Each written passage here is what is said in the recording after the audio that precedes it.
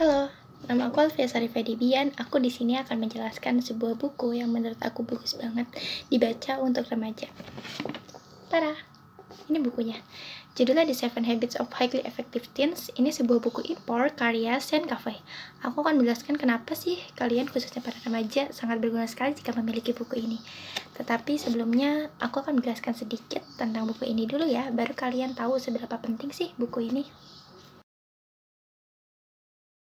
Sebelumnya, kalian tahu nggak sih apa itu kebiasaan?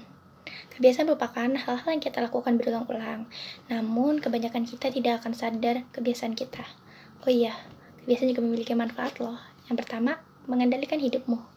Kedua, menyelesaikan lebih banyak dalam waktu yang lebih singkat. Ketiga, mengambil keputusan-keputusan yang lebih baik. Keempat, merasa bahagia. 5. Mengatasi kecanduan. 6. Menemukan keseimbangan antara waktu, sekolah, belajar, jalan-jalan, dan lain-lainnya.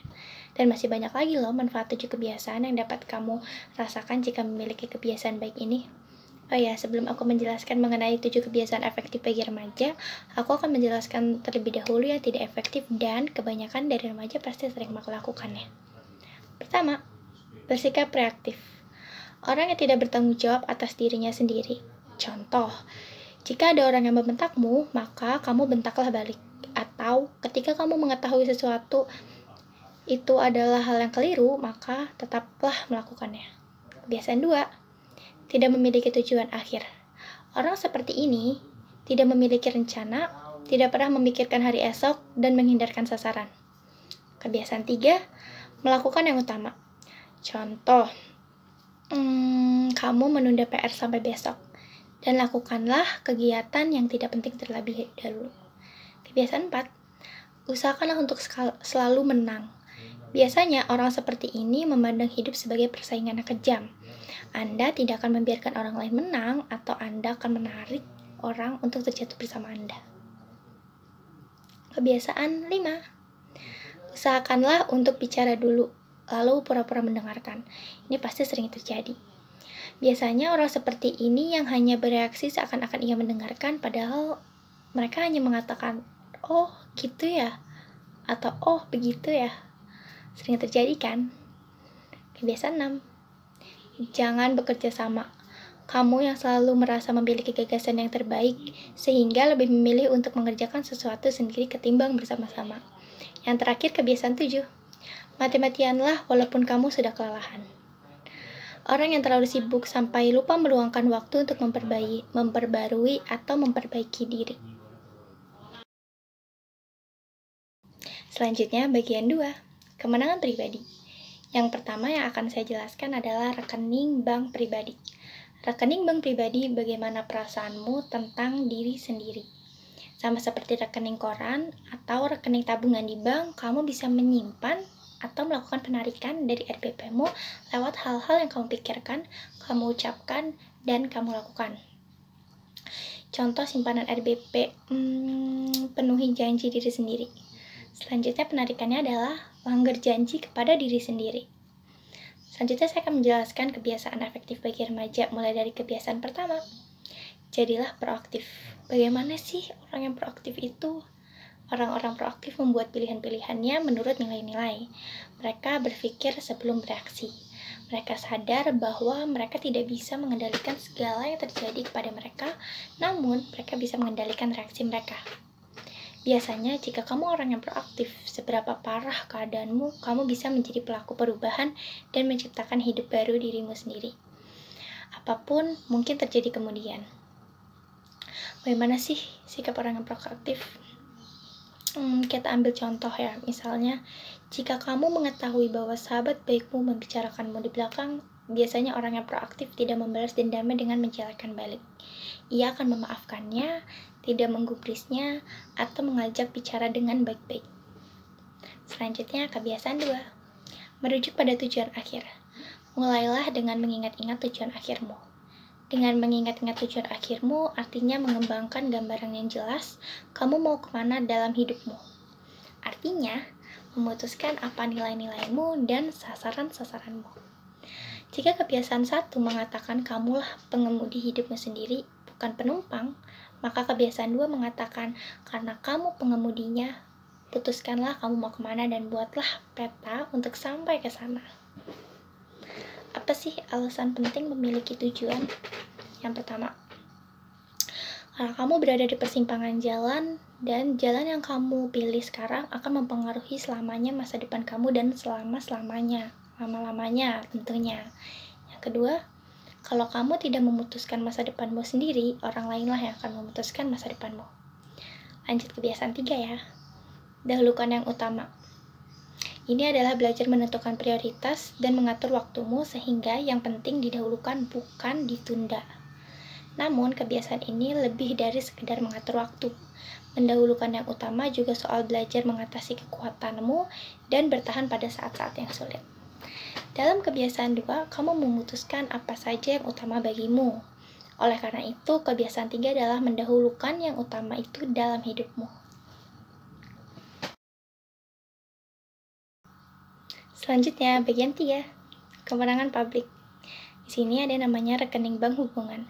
Seperti yang telah dibahas, kunci sukses dalam membina hubungan adalah pertama-tama menguasai diri sendiri, setidaknya hingga tingkatan tertentu.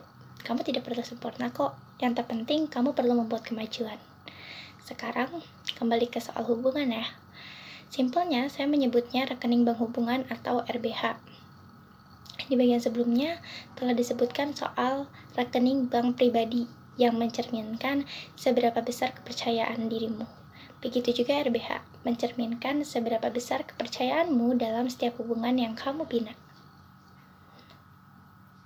Dalam RBH ini, kamu harus lebih banyak menyimpan daripada melakukan penarikan, karena orang lain tidak akan lupa jika kita melakukan penarikan saldo kita terhadap orang tersebut, sampai kita harus lebih menutupnya dengan simpanan kita. Oleh karena itu, kita harus memastikan saldo RBH kita positif. Jika kamu sering melakukan penarikan RBH, orang menjadi tidak percaya, tidak yakin, atau tidak menyukaimu. Misal, ketika kamu terlalu sering melanggar janji, orang akan malas membuat janji bersamamu lagi. Atau jika ketika ada temanmu yang bercerita kepadamu, kamu hanya pura-pura mendengarkan, temanmu akan menyesal bercerita denganmu dan tidak akan mau bercerita denganmu lagi nanti. Dan ketika kamu memberi harapan yang tidak jelas atau keliru, hal itu juga membuat orang kesal. Misal, ketika kamu tidak dapat menghadiri sebuah acara bersama temanmu, katakanlah dengan jelas, seperti, saya tidak yakin dapat datang ke acara ulang tahunmu karena saya ada rapat, namun akan saya usahakan. Mengucapkan kayak gitu akan jauh lebih baik daripada kamu mengatakan bisa datang namun nyatanya kamu tidak bisa datang. Itu akan membuat temanmu kecewa. Lalu saya akan membahas kebiasaan 4, berpikir menang atau menang. Berpikir menang atau menang adalah landasan untuk bergaul akur dengan orang lain. Ini dimulai dengan keyakinan bahwa kita semua sama, bahwa tak ada orang yang lebih rendah ataupun lebih unggul dari yang lain, dan tak akan ada yang perlu lebih rendah atau unggul dari orang lain. Selanjutnya, kebiasaan 5. Berusaha untuk memahami terlebih dahulu, baru dipahami. Kamu bisa menunjukkan kamu peduli hanya dengan meluangkan waktu untuk mendengarkan tanpa menghakimi dan tanpa memberi nasihat orang lain. Selanjutnya, kebiasaan 6. Wujudkan sinergis. Intinya, sinergi tercapai kalau 2 orang atau lebih bekerja sama untuk menciptakan solusi yang lebih baik ketimbang kalau sendirian. Bukannya jalanmu atau jalan saya, melainkan jalan yang lebih baik dan jalan yang lebih tinggi.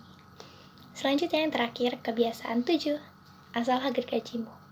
Kebiasaan 7 adalah tentang menjaga ketajaman dirimu agar bisa menangani hidup dengan lebih baik. Artinya, secara berkala memperbarui dan menguatkan keempat dimensi kehidupan kuncimu. 4 dimensi itu adalah tubuh, otak, hati, dan jiwa. Jangan bekerja berlebihan untuk mendapatkan sesuatu yang kamu mau. Percayalah, itu tidak akan maksimal. Contoh, ketika kamu ingin mendapatkan prestasi yang baik, kamu belajar mati-matian dan begadang. Namun, hal itu membuat tubuhmu tidak terawat dan menjadi sakit. Tidak maksimal, bukan jadinya? Ada cara loh gimana kita mengasah gergaji kita. Yang pertama, luangkan waktu untuk istirahat. Kedua, merawat tubuh. Kalian dapat melakukan olahraga, makan makanan sehat, tidur yang cukup, dan lainnya. Ketiga, kamu dapat memutuskan untuk berhenti kapan saja. Jangan terlalu dipaksa ya. 4. Merawat otakmu dengan cara mempertajam pikiranmu dengan membaca apa saja. Banyak membaca dapat memperluas pengetahuan kita loh. 5. Tertawa itu penting. Kalau tidak, kamu akan menangis. Kalau kamu kurang tertawa, kamu bisa kembangkan koleksi humormu seperti koleksi buku, kartun, video, film-film konyol, dan lainnya. Lalu ketika kamu kurang bersemangat atau terlalu serius, bukalah koleksimu. 6. Merawat jiwamu. Kamu dapat melakukan dengan meditasi, melayani orang lain, berjalan-jalan, ngobrol dengan teman, dan lain-lain. Oh iya, jika kamu melayani orang lain, kamu dapat mengurangi stres loh. Karena kita akan berfokus kepada kehidupan luar kita, karena kita melayani orang lain daripada kehidupan diri kita sendiri. Jadi kita akan lupa permasalahan kita. Kamu harus coba ya. Nah, sekarang saatnya aku menjelaskan alasan mengapa 7 kebiasaan efektif itu penting diketahui remaja dan seberapa penting buku ini buat aku. Jika kamu memiliki buku ini dan membacanya, memahami, atau bahkan sampai menerapkan, kamu dapat merubah kebiasaan-kebiasaanmu dan juga kepribadianmu yang menjadi lebih baik, yang akan berpengaruh untuk diri sendiri maupun orang lain. Semua orang ingin memiliki kepribadian yang bagus untuk disukai banyak orang, bukan? Jika kamu salah satunya, kamu sangat tepat jika memilih untuk memiliki buku ini. 7 kebiasaan efektif remaja ini memang sangatlah bermanfaat jika kita terapkan di kehidupan sehari-hari kita. Setelah saya membaca buku ini, saya jadi tahu bagaimana lebih bersikap sabar menghadapi orang lain, lebih dapat mengatur waktu dengan baik, memiliki tujuan akhir yang jelas, mengetahui apa saja prioritas saya yang harus saya kerjakan, mengetahui untuk mencari solusi yang terbaik ketika terjadi masalah dengan orang lain, bekerja bersama dengan orang lain untuk mewujudkan sinergi, dan memperbarui diri dengan tidak berlebihan ketika melakukan sesuatu hal tanpa memikirkan 4 dimensi penting yang telah aku jelaskan tadi: otak, otot, jiwa, dan hati. Kamu wajib baca buku ini dan terapkan. Sekian dari saya, semoga apa yang saya jelaskan bermanfaat dan kamu bisa menerapkan semua yang aku jelaskan tadi dalam buku ini. Bye-bye!